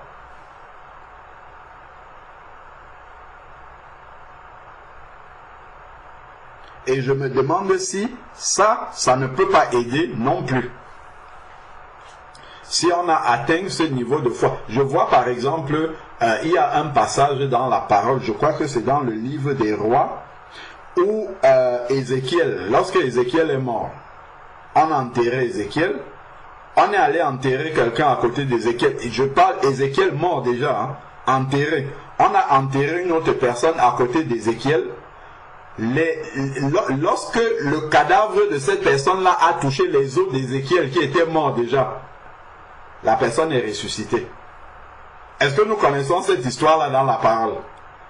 La personne est ressuscitée juste en touchant les os d'Ézéchiel. Lorsque Pierre marchait, son ombre seulement guérissait les malades. Il ne parlait même pas, son ombre guérissait les malades. Paul, le mouchoir de Paul guérissait les malades. Prions, moi le premier, hein, vraiment moi le premier, prions pour arriver à ce stade-là. Que lorsque nous arrivons simplement le matin, comme nous avons l'habitude de faire les bisous à nos collègues là, en faisant juste les bisous, nous leur transmettons la vie déjà.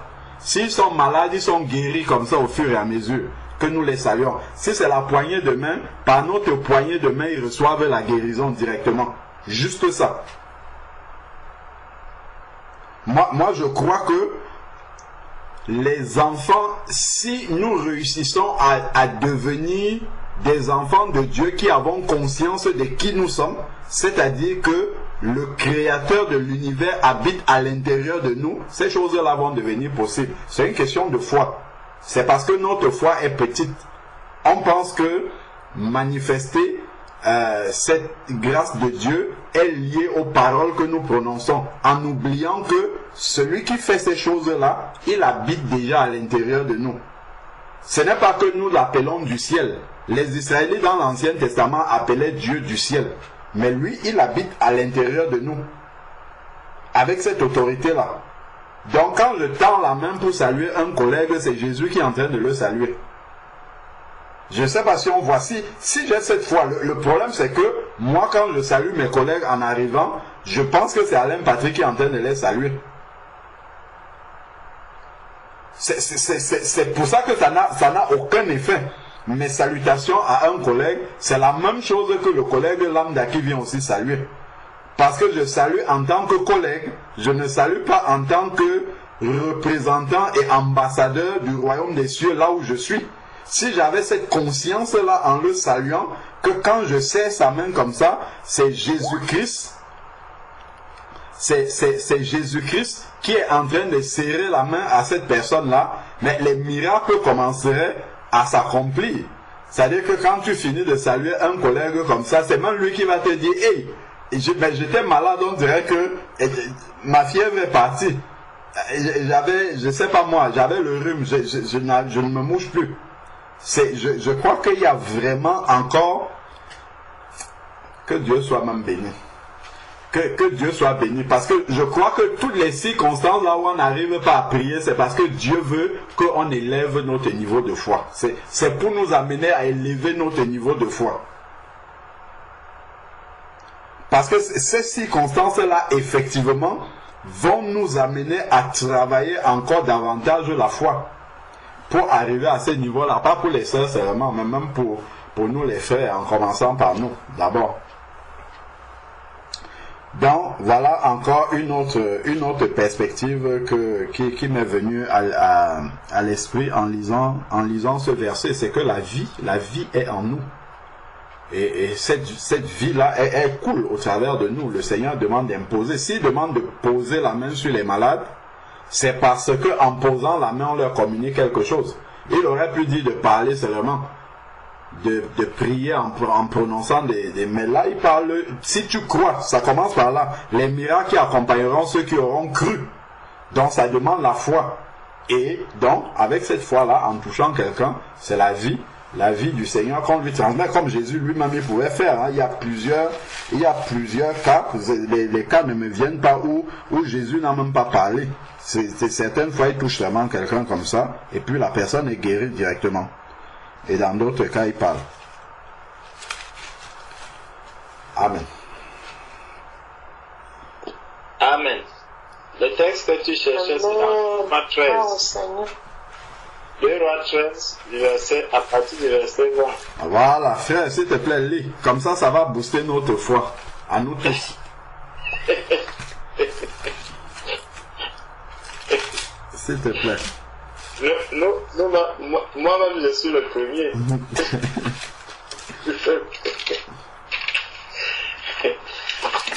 Que Dieu nous vienne en aide. Amen. Donc, 2 Rois, chapitre 13,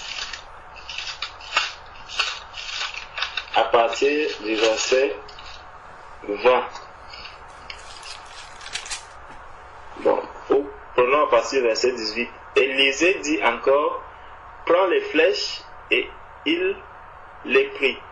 Élisée dit au roi d'Israël, frappe contre terre, et il frappa 3 fois, et s'arrêta. L'homme de Dieu s'irrita contre lui et dit, il fallait frapper 5 ou 6 fois, alors tu aurais battu les Syriens jusqu'à leur extermination. Maintenant, tu les battras 3 fois. Élisée mourut et on l'enterra. L'année suivante, les troupes de Moabites pénétrèrent dans le pays, et comme on enterrait un homme, voici on aperçut une de ces troupes, et l'on jeta l'homme dans le sépulcre d'Élisée. L'homme alla toucher les os d'Élisée, et il reprit vie, et se leva sur ses pieds. Gloire à Dieu. Les os d'un enfant de Dieu. Amen. Et Élisée, Christ n'habitait pas à l'intérieur d'Élisée. Hein? C'est pour ça que le Seigneur dit que le plus petit dans le royaume des cieux est plus grand que Jean-Baptiste. Christ n'habitait pas en Élisée. L'Esprit de Dieu venait seulement de temps en temps sur les prophètes et ils agissaient. Là, on parle de quelqu'un en qui Christ n'habitait pas. Et nous avons Christ qui habite en nous. La sœur Florence a vraiment ouvert un boulevard. Notre problème, c'est la foi. C'est là le cœur vraiment de notre problème. C'est pour ça que nous raisonnons. Nous disons, dans tel circonstance, sous ma douche, je ne peux pas, au travail. C'est un problème en fait, ça présente notre incrédulité sur beaucoup de facettes, en fait. Je crois, c'est vraiment sur beaucoup de facettes, et vraiment que le Seigneur nous aide à croire ce qu'il a fait à la croix. Amen. Amen. Amen. Amen. Gloire à Dieu. Merci. Merci beaucoup. Amen. Amen. La sœur Francine. Amen. Père éternel, Dieu tout-puissant, éternel de gloire, éternel des armées, toi qui nous aimes, ô Dieu, pour nous réprimander, pour nous reprendre, pour nous enseigner et pour nous convaincre de péché.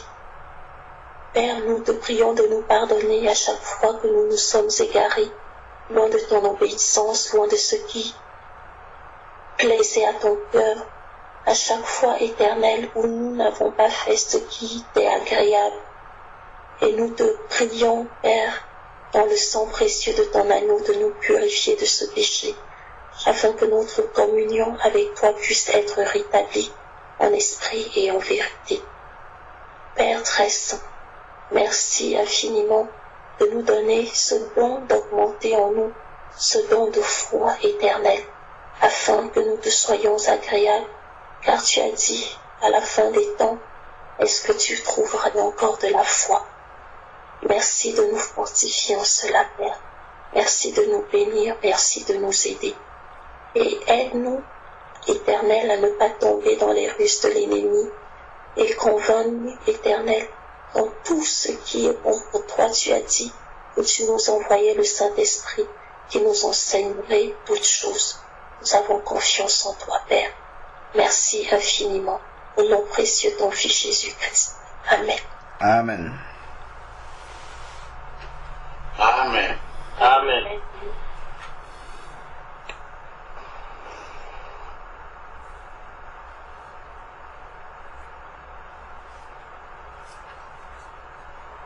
Je ne sais pas si elle a posé finalement.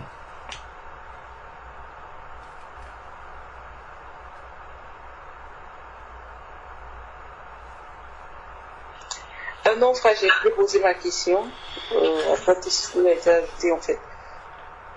C'est parce qu'en fait, j'ai pas envie de revenir sur la même chose. Je crois qu'on a déjà parlé, en fait, suffisamment. Mais... Tu as eu ta réponse? Je vais pas mentir, non, frère. Parce que, en fait, le port du soulard pour moi, en fait, même avant que je sois née de nouveau, en fait, n'a été institué par ma mère, et donc ça a été vraiment une acceptance pour moi. Et en fait, mardi, j'étais au travail, et en fait, j'ai un patient, j'étais en charge de ce patient.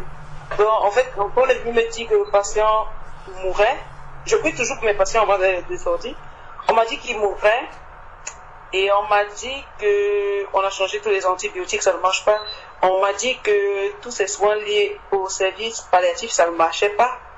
Et en fait, j'ai éprouvé vraiment trop de compassion parce que en fait, sa femme était enceinte et elle avait un enfant d'1 an et demi aussi.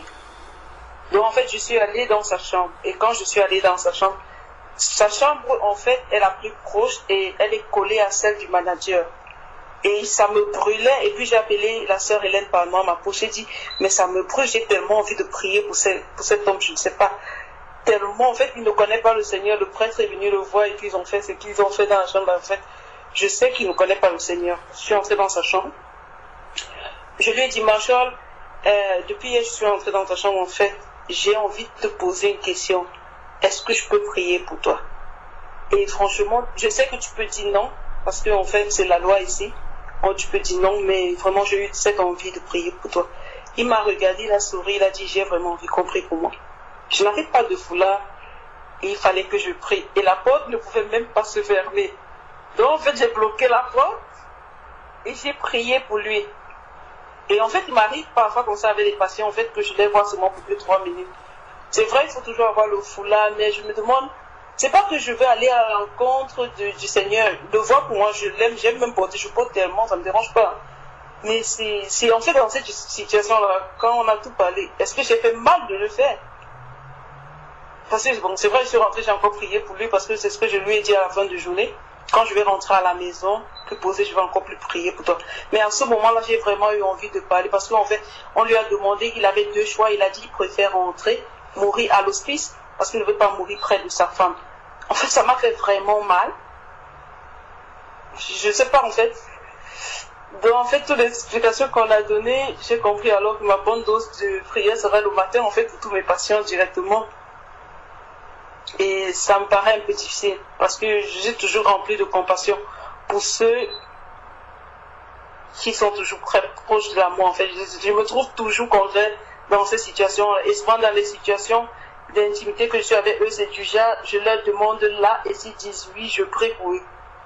Je ne sais pas, en fait, je crois que je sais plus, en fait, je vais penser à tout ce que vous nous avez exhorté, et je vais aussi demander au Seigneur. C'était un peu compliqué pour moi, franchement.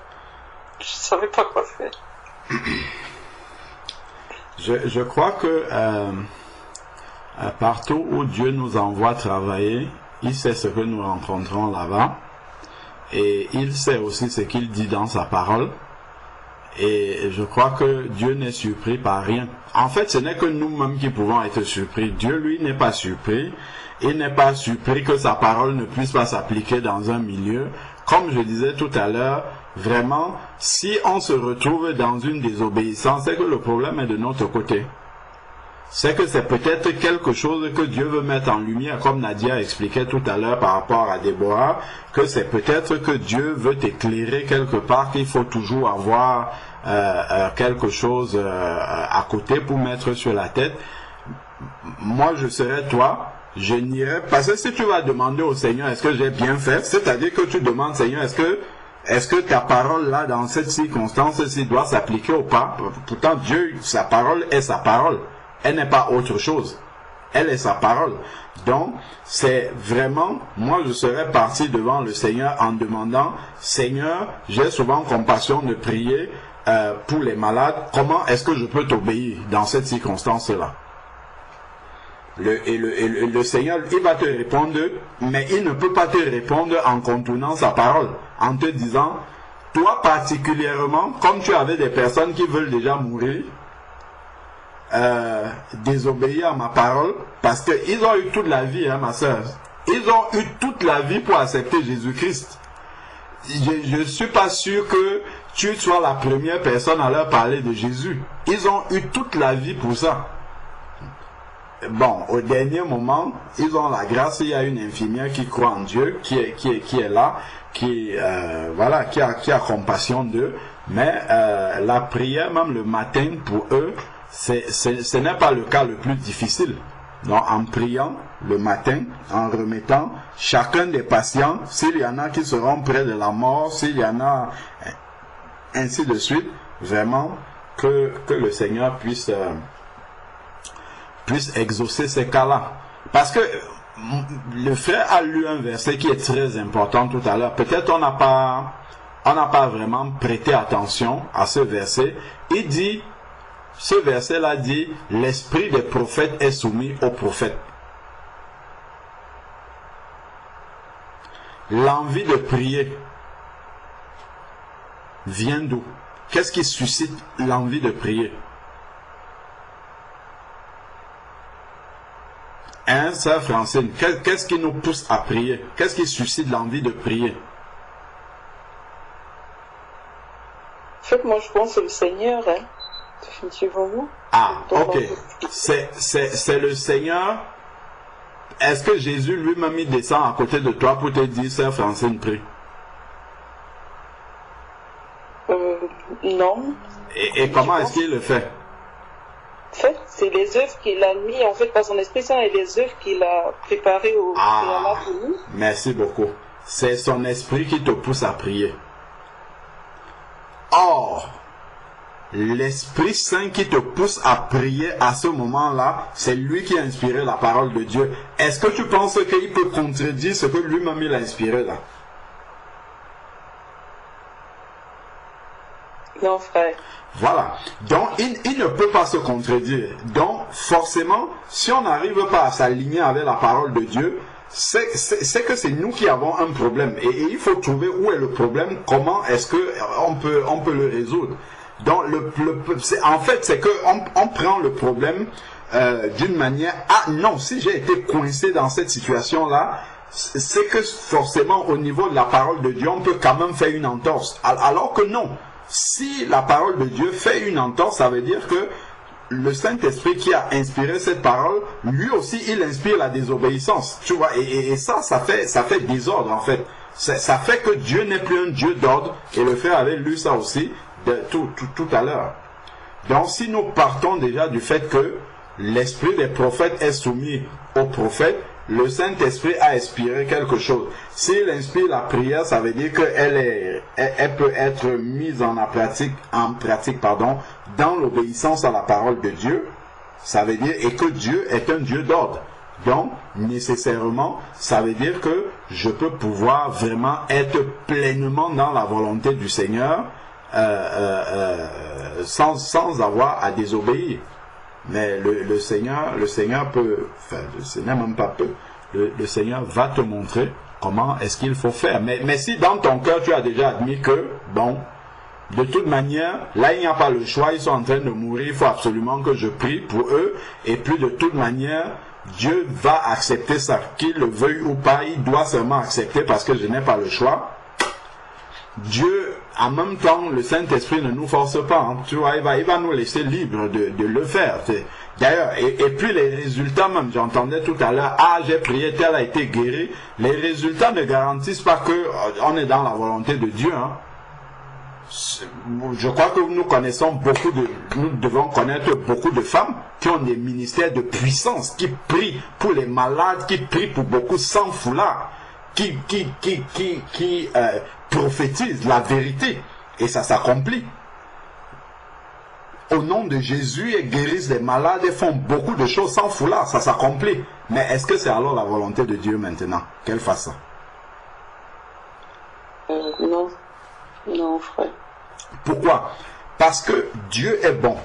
Nous avons lu là que, avant même de demander quelque chose au Seigneur, il sait ce que nous désirons et Dieu est tellement bon que parce que Dieu veut absolument guérir un malade, même si une femme vient pour prier au nom de Jésus, sans foulard, pour guérir un malade, parce qu'il s'agit de chasser les œuvres des ténèbres dans la vie de cette personne, Dieu peut guérir ce malade, sans problème, sans remettre en question, parce que tu n'as pas mis le foulard. Il va guérir par compassion pour le malade. Mais, toi qui as fait ça, au dernier jour, il va revenir, c'est bien, c'est une bonne œuvre que tu as faite. C'est un peu comme, il y a un frère qui m'avait donné cet exemple-là une fois. Il dit, si tu remportes, il avait pris un combat de judo et que ton kimono n'était pas réglementaire, ben, la victoire, elle sera annulée. Le Seigneur dit bien que l'athlète qui est couronné, c'est celui qui combat selon les règles. Donc à la fin, elle aura, c'est comme la femme qui prêche. Je crois qu'il y a beaucoup de femmes qui prêchent, qui amènent énormément d'âmes au Seigneur. Il y a beaucoup de femmes pasteurs qui amènent des âmes beaucoup au Seigneur. Ce n'est pas parce que c'est une femme que les âmes là ne sont pas les âmes du Seigneur ou bien ne sont pas converties. Ces âmes-là sont vraiment converties, elles sont nées de nouveau, ainsi de suite. Pourquoi Dieu fait ça? Parce que Dieu veut sauver les gens. Ce n'est pas parce que c'est une femme qui prêche que Dieu ne va pas sauver les gens. Dieu veut sauver les gens. Donc, le canal qui est en train de diffuser là, Dieu utilise ça, il sauve les gens parce que c'est son œuvre, il veut le faire. Mais à la fin, lorsque la personne viendra devant lui, il dira à cette personne-là, tout ce que tu as fait là, tu n'étais pas conforme à ma volonté. Est-ce que tu n'as pas lu tel verset qui dit ça? C'est là où il y aura un problème. Donc, ces résultats-là que nous avons ne doivent pas nous influencer par rapport à la volonté. On ne doit pas se dire que, s'il y a les résultats, ça veut dire que j'étais dans la volonté de Dieu. Ça encore, c'est une ruse de l'ennemi. Voyons. Donc, il faut qu'on soit sage par rapport à ça et que nous puissions vraiment rechercher la volonté. Si le Seigneur voit que tu pries pour les patients tous les jours, Dieu va agir d'une manière même que toi tu ne vas même pas tu ne vas pas en revenir de la manière dont Dieu va agir. Tu peux aller juste soigner un patient ou bien juste faire, je sais pas moi, faire une transmission dans sa chambre, juste ta présence, juste le sourire que tu vas lui faire. Juste quand tu vas lui dire, monsieur, comment vous allez? Juste ça va lui communiquer la vie. Il y a beaucoup de choses qu'on peut faire vraiment par la foi. Hein. Beaucoup, énormément. C'est simplement parce que on a un mécanisme qui est religieux en nous. Bon, c'est en multipliant les paroles, c'est forcément par la parole que ça va arriver. Il faut absolument que je prie à cet instant-là, t'es tout de suite là. C'est là que Dieu... Tout ce que nous rencontrons dans la journée là, Dieu le savait déjà avant. Il savait déjà de la première seconde à laquelle nous nous sommes levés jusqu'à la dernière seconde où nous serons éveillés dans la journée. Dieu sait tout ce qui va arriver. Et notre prière d'avance, même si, puisque on a dit tout à l'heure que c'est l'Esprit de Dieu qui inspire la prière, l'Esprit de Dieu, lui, connaît l'avenir. C'est écrit dans Jean 14. Il vous conduira dans toute la vérité et vous annoncera les choses à venir. Donc, le Saint-Esprit connaît les choses à venir. Dans notre journée, le Saint-Esprit la connaît. Donc, en priant, le matin, il inspire notre prière et il sait ce qui va se passer dans la journée. C'est parce que nous n'avons pas suffisamment, comme le frère disait, nous tous, hein, je ne m'exclus pas dedans, nous n'avons pas suffisamment confiance au Saint-Esprit qui nous inspire ces prières-là, ou bien nous le faisons rapidement, enfin en tout cas sans vraiment prêter attention, nous n'avons pas suffisamment confiance à ce Saint-Esprit qui sait tout ce qui adviendra dans la journée pour pouvoir lui confier toutes choses et le voir simplement à l'œuvre lorsqu'il sera en train d'agir. Donc je crois que ces cas-là ne sont pas exceptionnels. Soit la chair peut aussi nous pousser, hein. La chair peut aussi nous inspirer à prier. La chair peut vouloir prier parce que le frère l'a donné l'exemple tout à l'heure. Donc quand on voit, bon, il y a une compassion qui est là, et voilà, parce qu'on voit la chair souffrir et tout, on se dit que il faut faire quelque chose. Alors que tout se passe en esprit. C'est vraiment en esprit que les choses se passent. Or, si la prière a déjà été faite, elle peut entrer maintenant dans l'exaucement au moment où nous passons à côté de ce malade-là sans avoir besoin de forcément prononcer des paroles. Amen. Amen. Amen. Gloire au Seigneur.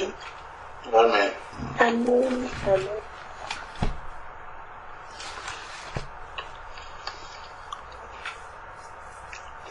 Après, j'avais encore une dernière question. Tu es sûr que c'est la dernière? Bon, je suis pas très sûre, mais... Voilà, dis que tu as juste une question. Parce que tu dis déjà la dernière. Peut-être la réponse va susciter une autre encore. Ok, ma soeur, on t'écoute. Bon, en fait, c'est